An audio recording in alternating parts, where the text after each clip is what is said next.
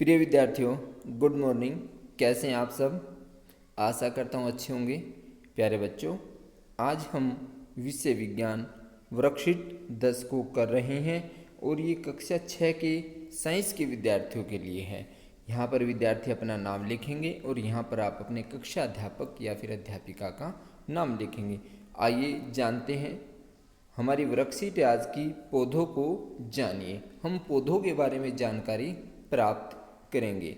हम सब पौधों के भागों को या भागों के बारे में अच्छी तरह से जानते हैं। तो आइए नीचे दिए गए पौधे के चित्र में पौधे के भागों के नाम लिखते हैं। प्यारे बच्चों, ये एक चित्र दिया गया है। इस चित्र में हमें पौधे के भागों के नाम लिखने हैं। तो प्यारे बच्चों, अब हम चित्र को जानते हैं इसके बारे में। जैसे ये नीचे जो दिया गया है ये वाला हिस्सा, तो ये क्या है? ये है जड़। ठीक है बच्चों। और ये वाला जो हिस्सा है ये है पत्ती। क्या है? पत्ती, पत्तियां हैं ये सब। ठीक है ना।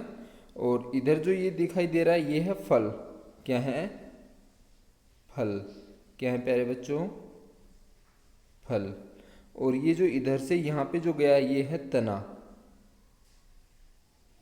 और ये वाला जो हिस्सा है ये है फूल। तो आशा करता हूँ आप पौधे के भागों को समझ गए होंगे। अब हम जो है इस वर्कशीट को समझते हैं। हम अपने आसपास के पौधों को ध्यान से देखते हैं तो कुछ पौधे हमारे घरों में गमलों में भी लगे होते हैं। और इन पौधों के तने और शाखाओं को ध्यान से देखिए। प्यारे बच्चों, हमें पौधे की शाखा और उनके जो तने हैं, उनकी जो जड़ है, उनको ध्यान से देखना है और उनके बारे में जानकारियाँ प्राप्त करनी है।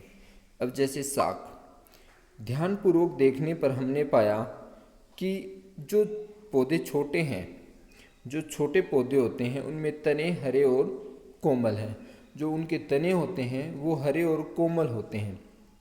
जैसे धनिया, टमाटर, इनका जो तना होगा, धनिया का तना आपने देखा होगा, जब आप सब्जी लाने जाते हैं, सब्जी में जो आप धनिया डालते हैं उसका तना हरा होता है।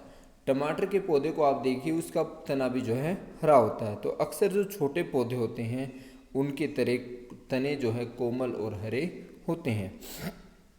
अब झाड़ी, कुछ पौधों के तने कठोर हैं लेकिन मोटे नहीं होते। मतलब कठोर तो होते हैं किंतु मोटे नहीं होते। और उनकी शाखाएं जो हैं, शाखाएं मतलब जो निकलती हैं, जैसे पौधों से इधर की तरफ जो निकल रही हैं, ये सब ये शाखाएं होती हैं। उनकी शाखाएं तने का आधार होता है जो नीचे का हिस्सा, बिल्कुल जड़ के पास से इधर वाला हिस्सा, ये जो आधार होता है ये वाला। कह रहा है कि नीचे से ही निकलती हैं। जैसे मान लो यहाँ से निकलनी शुरू हो जाएंगी शाखाएं, इधर से इस प्रकार से। जैसे तुलसी है, नींबू है। तुलसी और नींबू के जो पौधे होते हैं उनकी शाखाएं बिल्कुल नीचे से, आधार से ही शुरू हो जाती हैं निकलनी, नीचे से। ठीक है ना प्यारे बच्चों। अब है पेड़, इनका जो तना होता है वो कठोर और मोटा होता है। कैसा होता है? कठोर और मोटा। जैसे आम है, नीम है।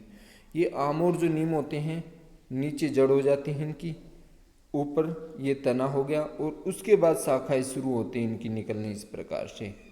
ठीक है ना, इस प्रकार से शाखाएं शुरू होती। तो ये हिस्सा हो गया इनका तने वाला हिस्सा। तो इनका जो तना है कठोर और मोटा होता है, ये मोटा भी होता जाता है समय के साथ साथ। और शाखाएं तने के ऊपर से निकलती हैं। जो तना जब विकसित हो जाता है उसके बाद शाखाएं शुरू होती हैं। ठीक है ना। तो आइए अब हम इसके अभ्यास को जानते हैं। नीचे दिए गए पौधों की शाख झाड़ी और पेड़ के समूह में विभाजित किए पौधों को। तो कुछ पौधे दे रखे हैं जैसे इमली, चमेली, गाजर, पालक, गुलाब, पुदीना, नारियल और गुड़हल। तो प्यारे बच्चों, ये आपकी वर्कशीट तैयार कर दी है सॉल्यूशन वाली। तो हमारा जो प्रथम प्रश्न है, शाख में हम रखेंगे गाजर, पालक और पुदीना को। नंबर 2, झाड़ी में रखेंगे हम चमेली, गुड़हल और गुलाब को। और पेड़ के अंदर रखेंगे इमली, नारियल और जामुन को। हमारा जो दूसरा प्रश्न है वो है शाख, तना, इधर खालिस्तान दिया हुआ है तो यहाँ पे आ जाएगा हरे या हरा, हरे और कोमल। तो दूसरे खालिस्तान में आ जाएगा कोमल होता है। मतलब साग का जो तना है वो हरा और कोमल होता है। पेड़ की शाखाएं तने के ऊपर से निकलती हैं। जो पेड़ होता है, जैसे मैंने आपको बताया था, ये पेड़ है, ये नीचे जड़ होगी, इसकी जो शाखाएं हैं इस तने के ऊपर से यहाँ से निकलनी शुरू हो रही हैं। ये तना हो गया, इसके ऊपर से, तो तने के ऊपर से निकलती हैं।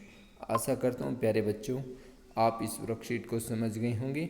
यदि आपने चैनल को सब्सक्राइब नहीं किया है तो प्यारे बच्चों आप चैनल को लाइक भी करें, सब्सक्राइब भी करें और शेयर भी करें। धन्यवाद।